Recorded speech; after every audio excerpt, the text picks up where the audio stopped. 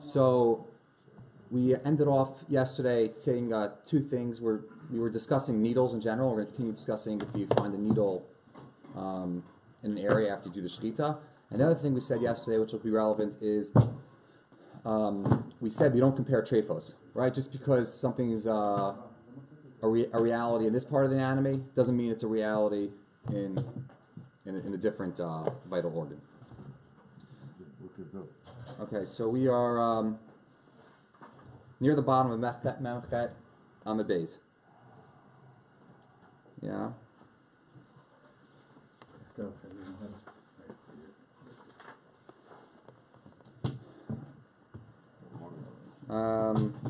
It's 1, 2, 3, 4, 5. It's 5 lines up from the bottom of Memchet Amud Beis. Right? What happens if you shechted the animal and you cut open the liver and there's a needle inside it? So Savar Mar Brid Rabbi Yosef Matrefa. So he says we don't know where this needle came from, so it's a trefa. So Amrle Ravashi, Ilu Ishtakach Bevasra Bevisra Ki Hai Gavna Havatarf Mar, meaning the liver we know is not considered a vital organ, right? If there's a hole in the liver, it doesn't make it a trefa. As long as you have a little bit of the liver left, that would be kosher.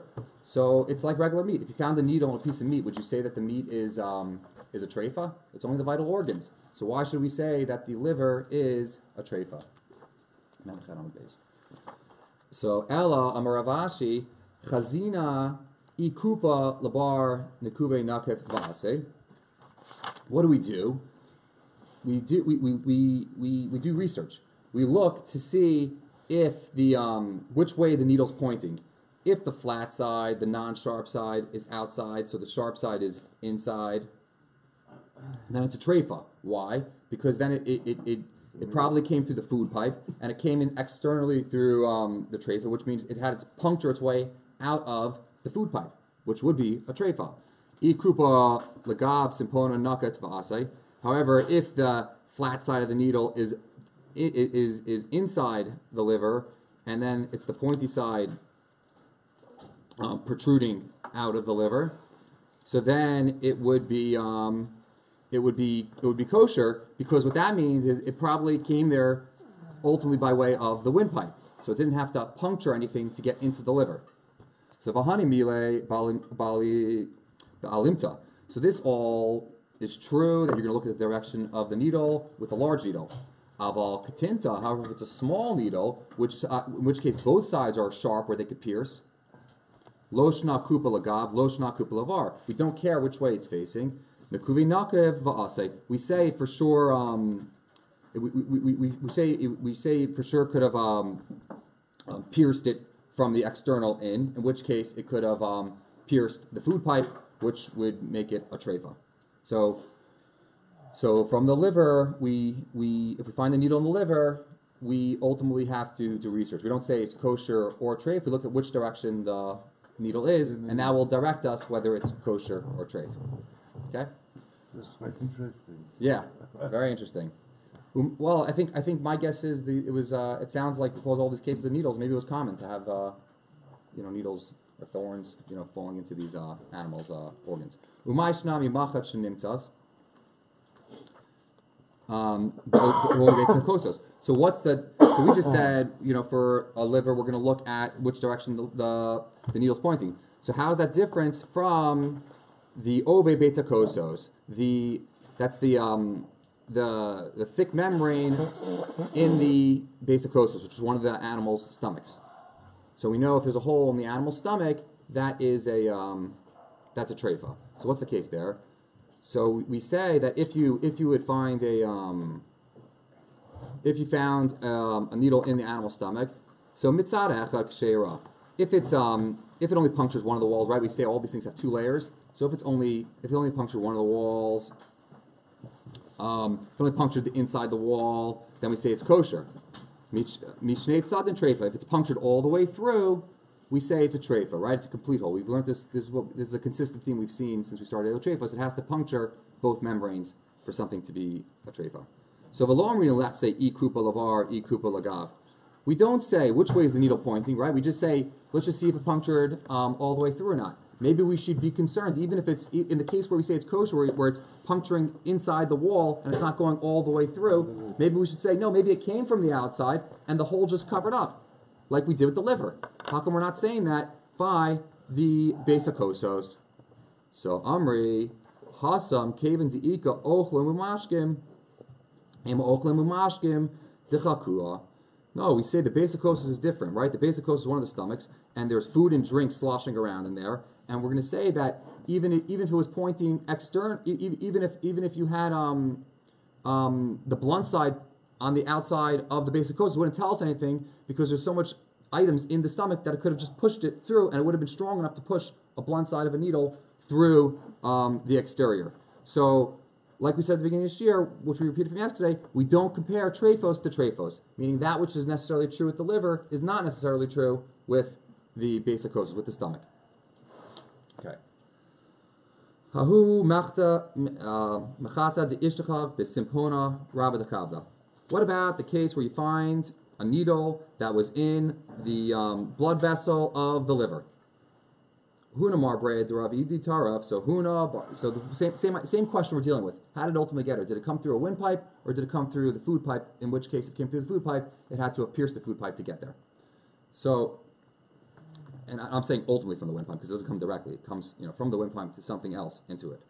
Huna marbreid Rav Idi Taraf. So he says it's a treifa. We assume it ultimately it ultimately had to come through the food pipe initially. Rav Adabar Minyuma Machsher. Rav Adabar Manyuma says it's kosher. Also Shaila Ravina. This question came to Ravina. Amar Lahu Shakil Glima de Turafai. No, it's for sure kosher. Take the coat of the person who said it's treif and give it to the person who came with the question. Why? Because he got a pasak that said it was treif. So what did he do with the food? He gave it to his dogs to eat, and he was out this money. It's more costly to buy human food. So the rabbi came and said, you owe this guy money. You have to make him whole. Okay.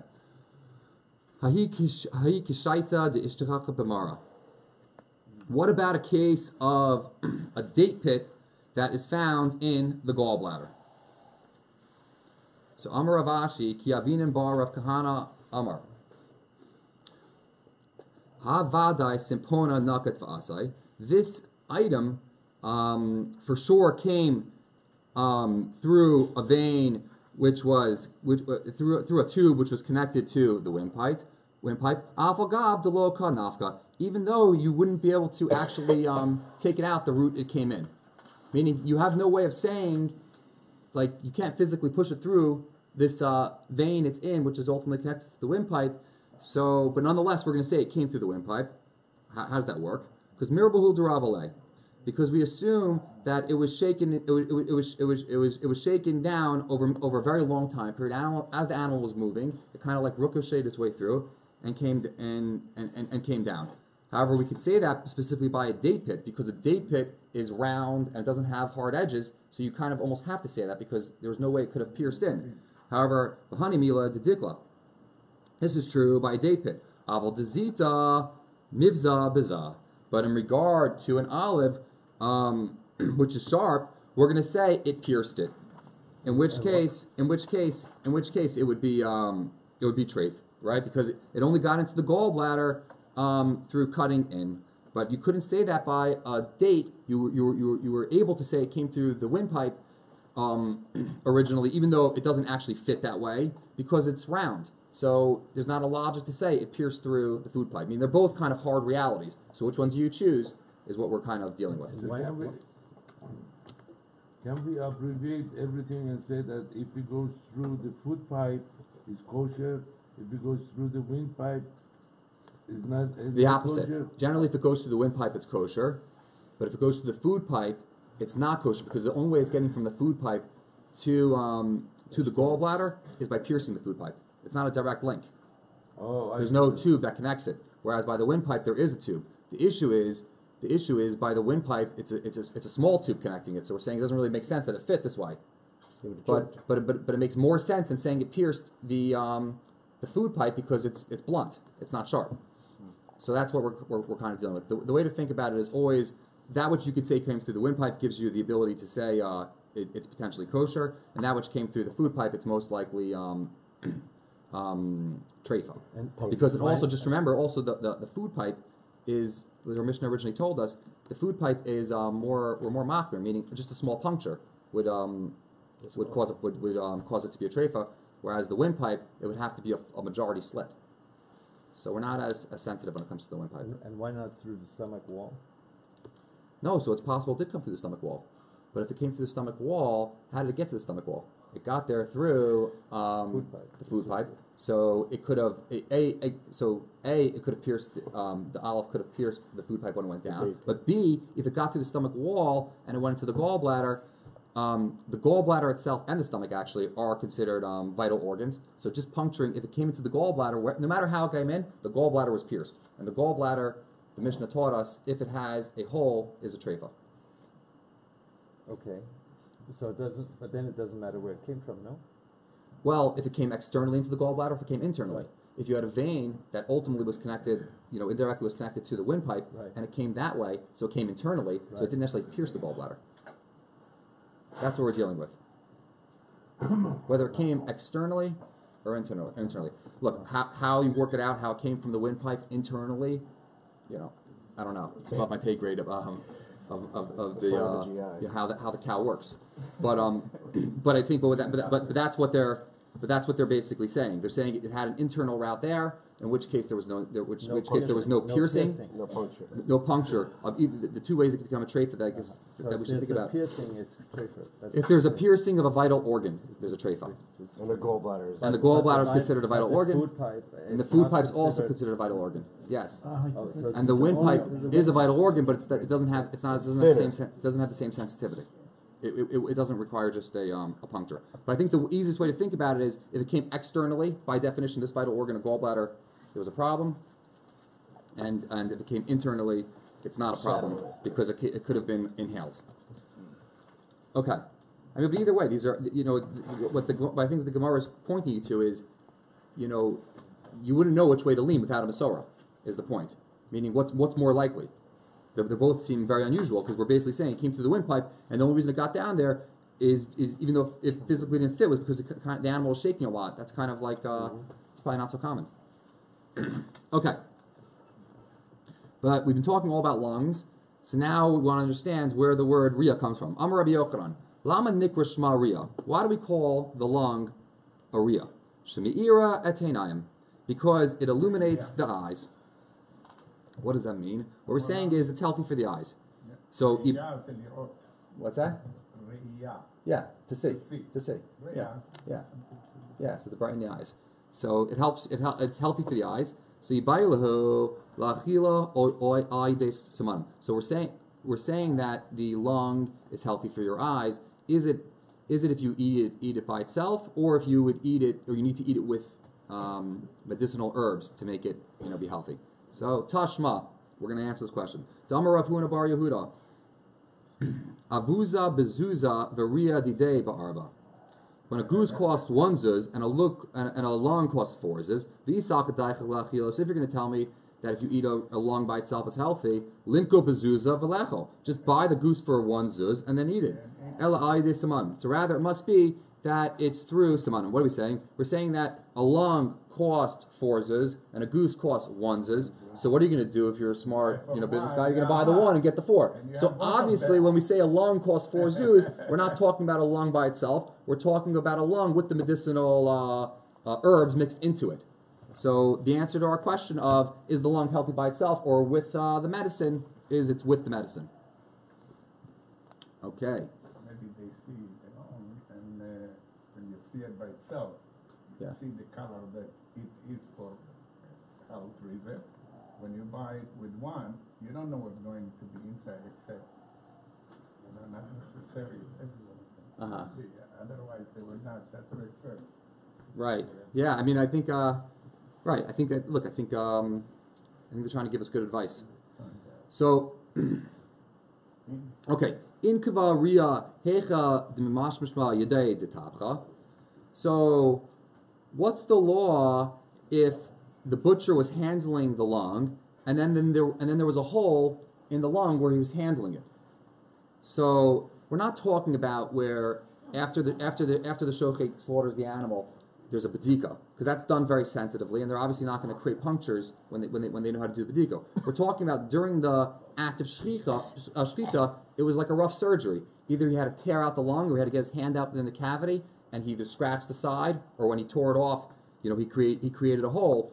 So we're saying talinan or lo talinan. Do we get to say that the butcher caused the hole, or do we say that no, the hole pre-existed? In which case, it's big nafkamina, whether it be kosher or not. So Ravada Bar Nasa Namar Talinan, we get to say that no, we saw the guy rip it out strongly. So if that's where his hand was and that's where the hole is, we say it was the butcher. But isn't this after cutting the windpipe and food pipe? I mean, isn't it after killing the animal? Yeah. So the point is, you shechted the animal, right, and then you kind of went in there and took out the lungs. Right. But maybe the puncture was there before the shechita. Right, so that's the question. That's the question. Because if the hole is there before the shechita, then it's a pre-existing. But this is normal. It's always taken too long to take a look and see if the lung Yes. is right. So They're forcing it out. the Well, point you is, grabbed it, you you got it. punctured it. You got it out in a way that roughed it up, and so you have room to say maybe he caused the hole. And Marzucha Breder of Mari Amar Lotlin says no, we can't attribute to the butcher's action. We have to be choshed that the injury was there previously, and therefore it's treif. The fact that you saw him grab it in that spot isn't enough to say that maybe it existed prior. So it's machlokas. V'hilchasa talinan, and we paskin that we get to say that the butcher caused the damage. So we paskin in a more makel way. So if you kind of have a logical reason to say the hole's there post shchita, you get to lean on that. It sounds like. Because of the kashrus of the chazaka of the butcher. Yeah, because you saw him impact that hole. Mm-hmm. So you don't have to say it was there beforehand, is what we're posking. Amar of Shmuel Brei de Rabbi Abahu. Abba Meresha Kale de Rafram Hava. My father was one of the heads of the Kala under Rafram. What was the Kala? We've seen this Kala before. The Kala was it was a big shear that was given before the major holidays like Sukkot and Pesach, and when he would give when he would give this big shear, there was tons of people. They didn't have a microphone. They didn't have internet.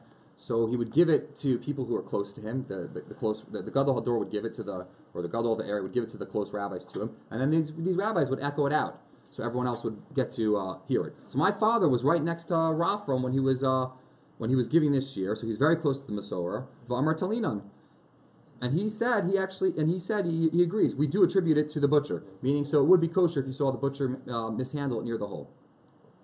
Amrua Kamei Delaha Demar Zutra Brea Derav Mari the Lokaba, and they reported this statement in the presence of Mar Zutra, the son of Amari, and he didn't accept it. He said, no, you can't say that the butcher caused it. Rather, it's a treifa. You have to say it existed there before.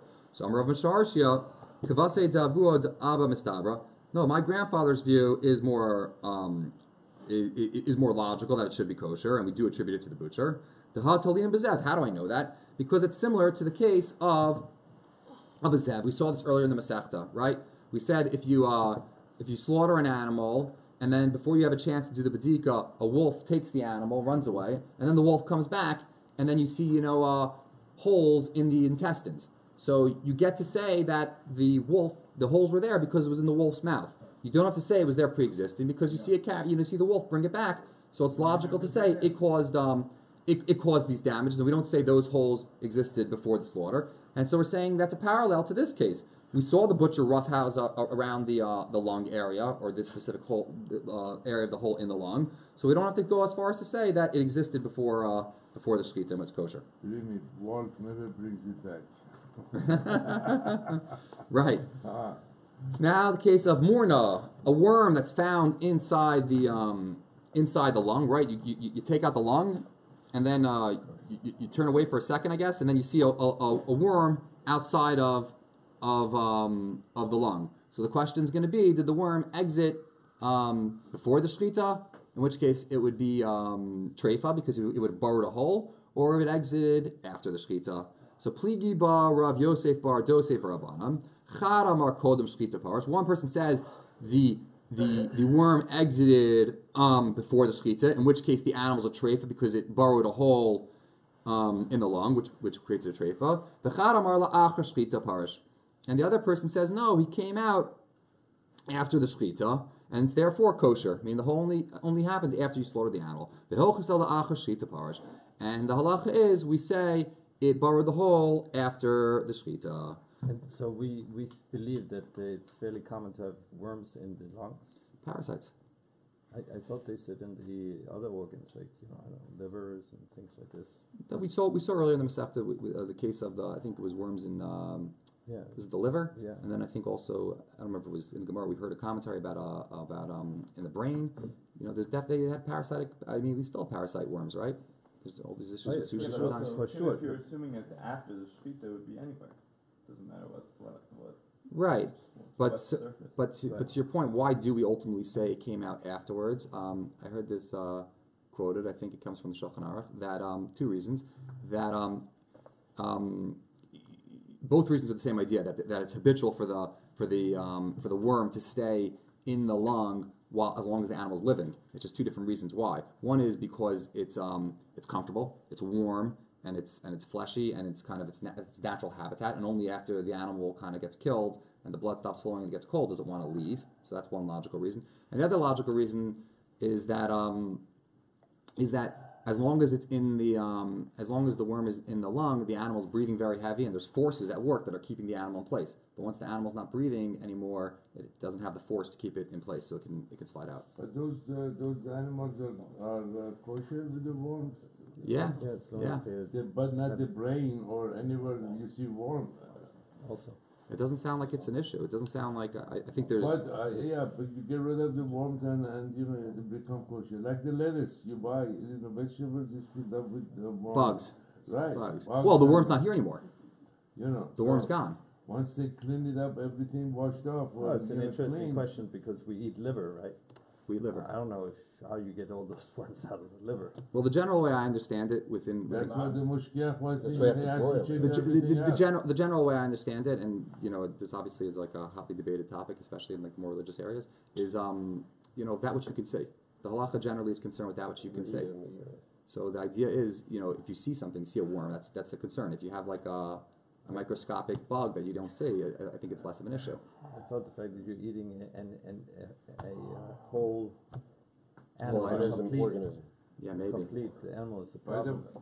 By the way, with the salad, Yeah, I know people are. I know people are very concerned about it these days. I mean, I'm not sure. I think generally what we've seen is it's generally stuff they're concerned with is that what you can see. I mean, obviously, if that exists today as a reality, I'm not saying it's not true. I'm just saying the general halakhic thing is halakha takes place within the view of the eye. I know, but it's worse than pig, eating those worms.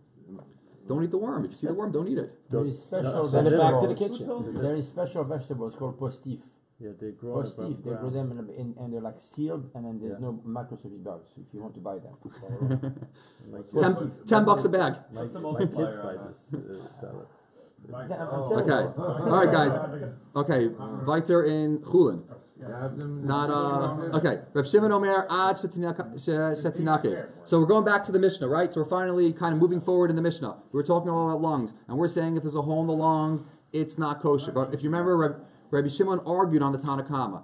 The Tanakama says any hole in the lung is not kosher. Reb Shimon says ad shetinakev until it reaches the bronchial tube. It's a hole in a specific location or the specific range. It's not just any hole. So Amar Rabbi Bar Tachlifa, Amar Rabbi Yirmiyah Bar Abba Achetnikav L'Simon Gadol L'Simpon Gadol. It's until Rev Shimon's where he says until it reaches the bronchial tube. It's till it reaches the main bronchial tube, right? Like we said yesterday or 2 days ago, that there's the con of the windpipe comes into the lungs, and then it goes into two branches, two big bronchial tubes, which feed the mini bronchial tubes off it. So he's telling us a very big kula. He's saying that Rav Shimon, our understanding of Rav Shimon is that it's not just all these problems we're dealing with in the lungs kind of go away, except in a very localized case, according to Rav Shimon. That it's only if there's a hole right near or in the large bronchial tube. So many more animals will be kosher if we possibly like Rav Shimon. So I don't think we do. Yosef Rav Acha Bar Abba Kmei de Rav Huna. The Yosef Kamar. Rav Acha Bar Abba was sitting in front of Rav Huna, and he was sitting and saying, Amar Rabbi Amar Rabbi Malach, Amar Rabbi Yeshua ben Levi, Halach Rabbi Shimon. The halach is like Rabbi Shimon, and we're much more makel in these matters of the lungs.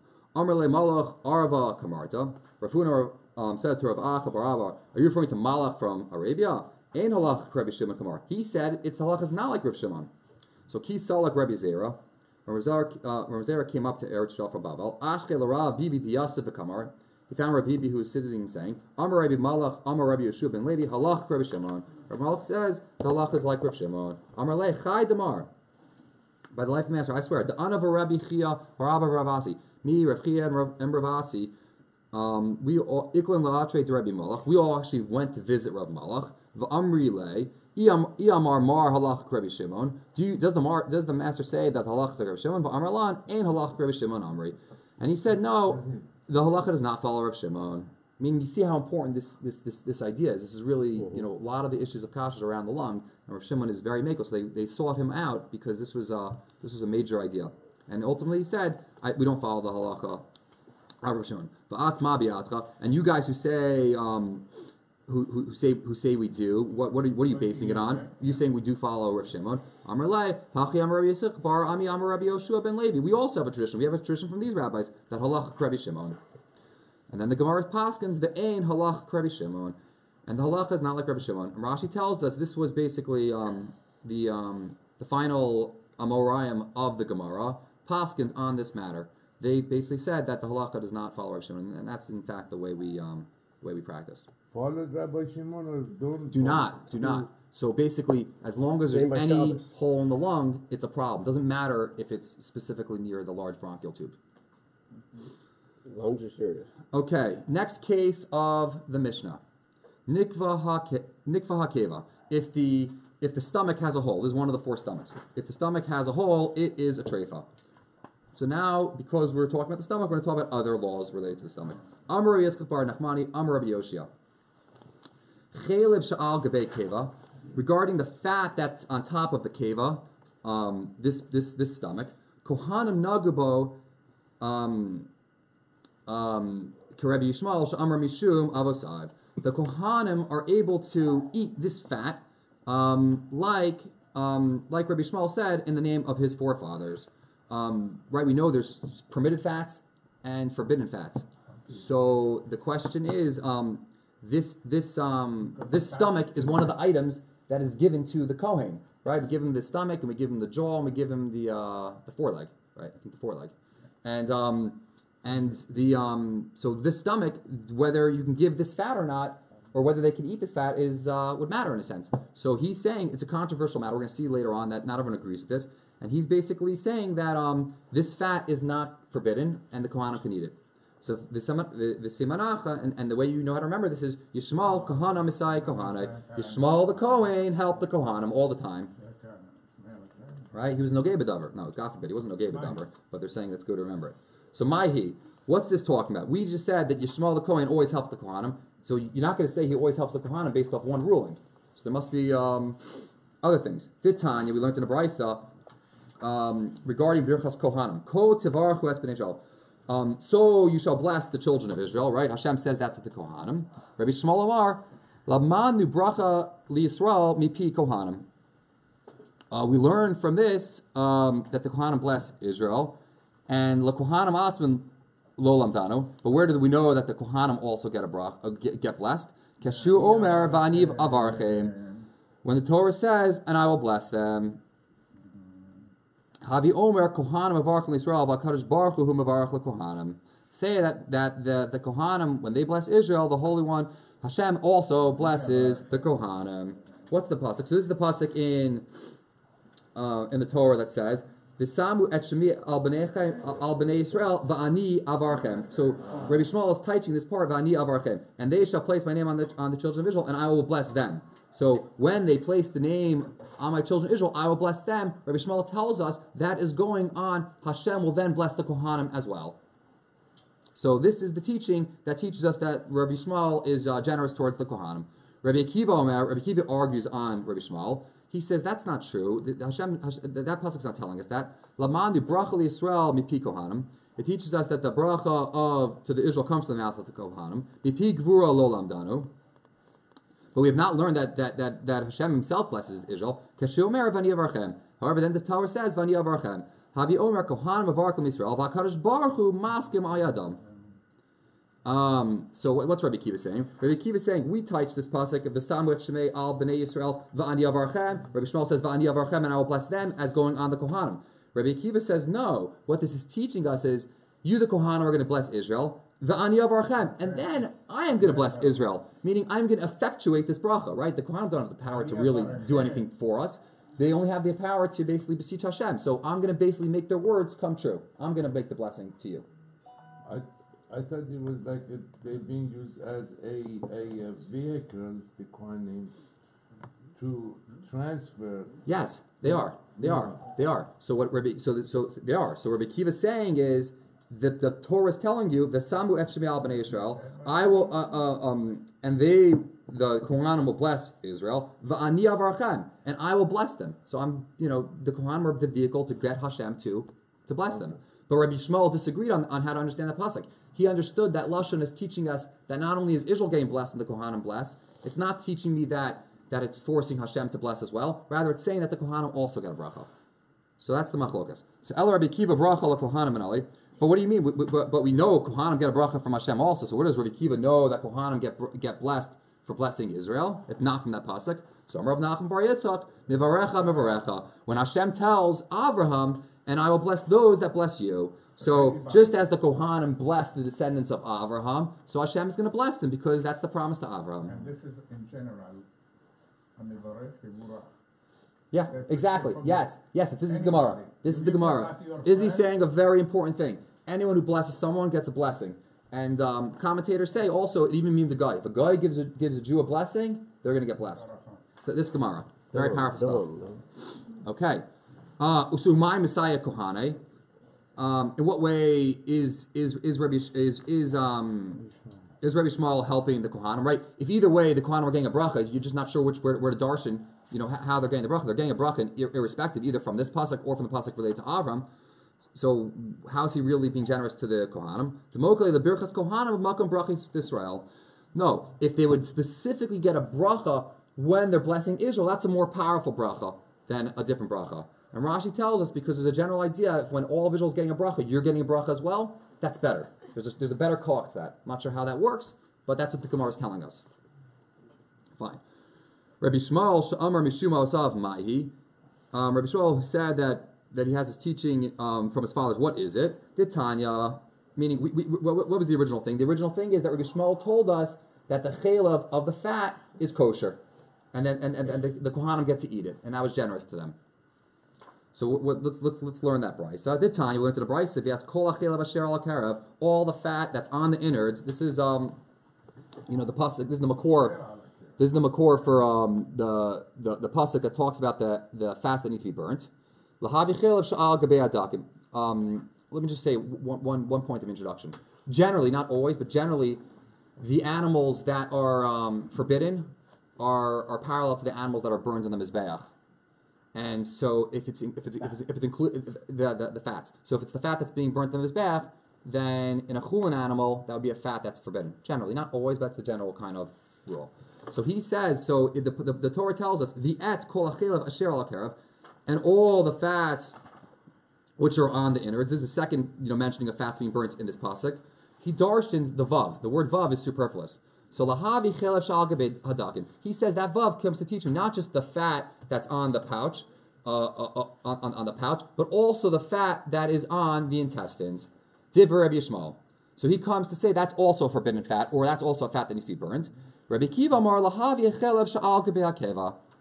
And Rabbi Kiva argues. He says, no, it's not just the fat that's on top of the intestines, but it's also the fat that's on top of the stomach. So that's So those fats are kosher for Kohanim? Yeah, so no, they're not kosher. The fats that need to be burned are not kosher. So Rabbi Yishmael has a more narrow view of fats that are not kosher to the Kohanim because he says it's just the fat of the intestines. And Rabbi Kiva has a wider view. He says it's the fats of the intestines and the fat on top of the stomach. And we saw before, Rabbi Shmuel says, no, the fat on top of the stomach is good for the Kohen. So this is the source of what we said earlier. What's that? Fat that's good for the Kohen, that's not good for the rest of Israel. That's the halavim. No, it's just on the mizbeach. it's just generally the fat that goes in the mizbeach is No, I know that. It's forbidden. right. But- But generally no. So no, generally there's an idea that a regular slaughtered animal you're supposed to give the certain pieces to the kohen, and if you can give him the stomach, but you can also give him then he can also eat the fat. Right, but a regular Yisrael can eat that fat. Is that what you're saying? A regular Yisrael, no. Well, it's machlokus whether that fat can be eaten in general. It's just a function of when he gets the stomach whether he will also get the fat. Maybe the chelev, it's for sure, it's not, but we're talking now about the fat that's on the kaved. Correct. If it's come together, that's Yeah. the machloket. The chelev, you don't eat it, it's going to the mizbeach. It's not. I think that's a question over here. I think that's not on all the chelev. It's not all the chalevs go to the mizbeach. It's Fat only of four. kidney. It's only four Okay. spots. It's only four spots. The Torah, it says basically this pasuk. It says 2 of the fats, and then a few pasukim later it says 2 more fats. One in the kidney and one something else. So those 4 go to the mizbeach. So the question is, this vav is coming to include extra fats besides those 4 spots. So what is it coming to include? Is it coming to include the intestinal fat, or is it coming to include the intestinal fat and the stomach fat? Okay. That's the question. All right. So urminhu. However, we just said Rabbi Shmuel is more. Thank you. Rabbi Shmuel is more inclusive for the Kohanim's sake, and Rabbi Akiva is less inclusive for the Kohanim's sake. But now we're going to see a Bryce that says the exact opposite. Urminhu. The et kol achelev asher al hakerav, same pasuk. Rabbi Shmuel amar ma chelev hamachase et hakerav krum v'niklaf. Just as the chelev that covers the innards is a membrane. It's a membrane, and it can be peeled away. It has 2 attributes. Af kol krum v'niklaf. So too, any fat that has 2 attributes would be included in this word vav, in which case it would be forbidden for the kohanim. Rabbi Akiva amar ma chelev hamachase et hakerav totev krum v'niklaf. He says it has to have 3 attributes. Covers the innards, peels away, and hangs loose.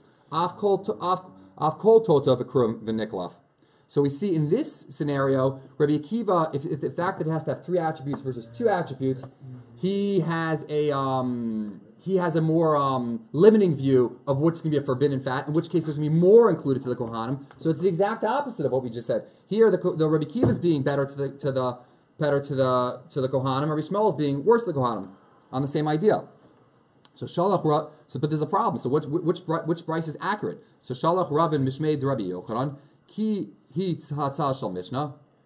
This version, this second one of the Mishnah, keep the ipach kamaisa. And the first Bryce we learned, flip it around, and say that really it's like the second, where Rabbi Akiva is being more generous to the kohanim, and Rabbi Shmuel is being having a wider view of what's forbidden. He's conflicted. He's econing himself. He doesn't know Geva Davar. Yes. But here now he's actually saying he's being more machmir to the kohanim now in this latest version. So my chazak the akta kamaisa. Why did you flip the Bryces around that way? But flip it back the other way. Why are you slugging up our original opinion, which saying Rabbi Shmuel was being nicer to the kohanim? Flip it the other way. No, shiny hachak kevin diktani ma dafka. No, we'd rather go follow the second Bryce because it's more explicit. It's giving us the rationale as well, so that's probably the more accurate version. Yeah. So ihachi Rabbi Shmuel, Rabbi Akiva. So if what you're saying is true, we started this conversation by saying Rabbi Shmuel was being generous to the kohanim. It's not true. Rabbi Akiva ends up being the one who's generous to the kohanim.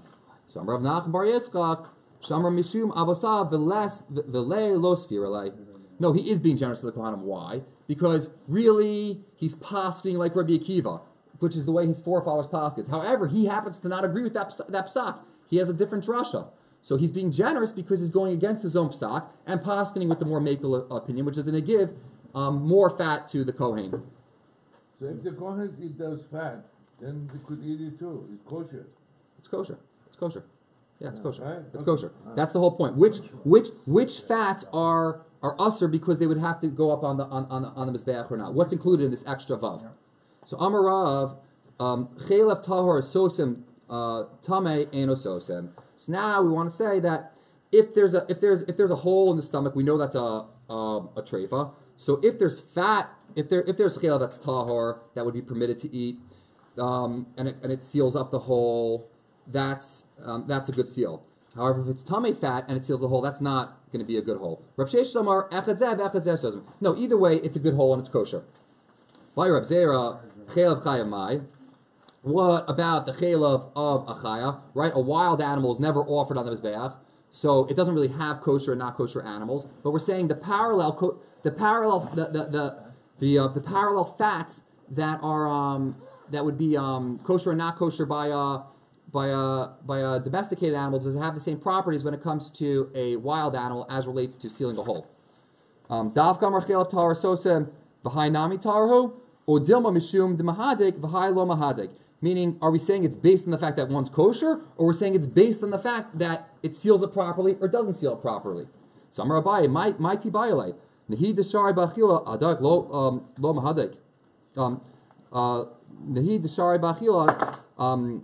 Just because it's permitted for eating, a hadek lo mahadik, it doesn't necessarily mean it adheres tightly. Meaning, we're not really concerned with kosher or not kosher as regards to sealing up a hole. We're really concerned with something being a good adhesive. It's not logical to say based on something being kosher or not kosher. Meaning, the only reason the kosher fat works is because it's a good adhesive. There's a anatomical reality to a kosher fat, not a metaphysical reality. That's not what we're saying. So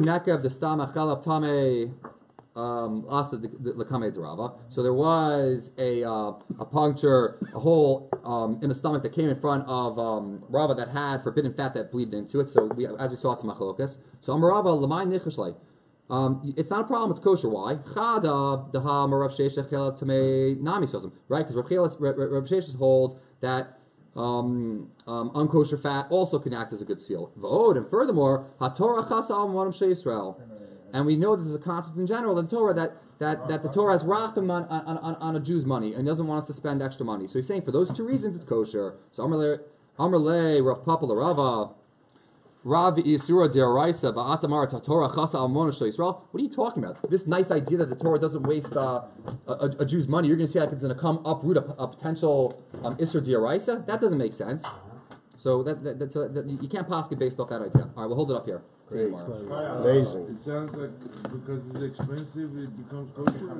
Well, they don't want to waste your money. Exactly, that's what I'm saying.